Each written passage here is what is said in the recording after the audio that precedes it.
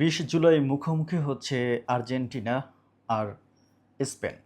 এই আর্জেন্টিনার মেসি এবং স্পেনের সেই তরুণ তারকা ১৯ বছর বয়সী তরুণ তারকা লামিন ইয়ামাল, এই দুজন মুখোমুখি হচ্ছে জয়ের নেশায়।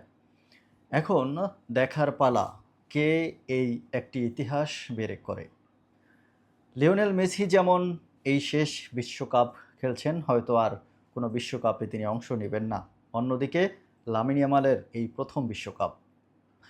এর পিছনে একটি করুণ কাহিনী আছে লামিন ইয়ামাল এবং লিওনেল মেসির জীবনে। সেটি হচ্ছে এই কোলে করা কিংবা গোসল করিয়ে দেওয়া একটি ছবি নিয়ে।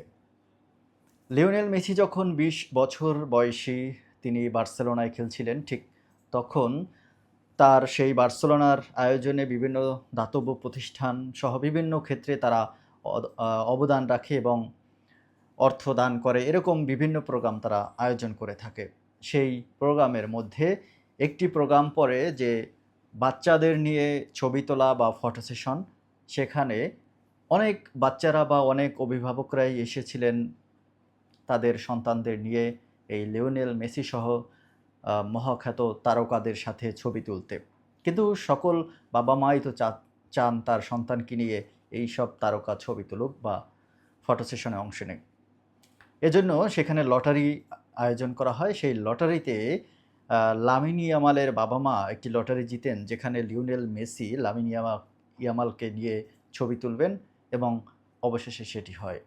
সেই ২০ বছর বয়সে লামিন আ ই আ আ ২০ বছর বয়সে লিওনেল মেসি, লামিন ইয়ামালের বয়স তখন ৪ মাস বা এরকম।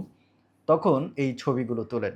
২০২৪ সনে লামিন ইয়ামালের বাবা সেই ছবিগুলো ফেসবুক বা সোশ্যাল মিডিয়ায় আপলোড করে দেন। আর তখন থেকেই এই ছবিগুলো ভাইরাল হয়ে যায়। মূলত লামিন ইয়ামালও বার্সেলোনা থেকে কিন্তু উঠে এসেছেন এবং ১৯ বছর বয়সী এই তারকা বেশ দক্ষতার সাথে তিনি নিজের পরিচয় দিয়েছেন। তখনও তিনি জানতেন না যে লিওনেল মেসি তাকে মুখোমুখি হতে হবে এই লামিন ইয়ামালের।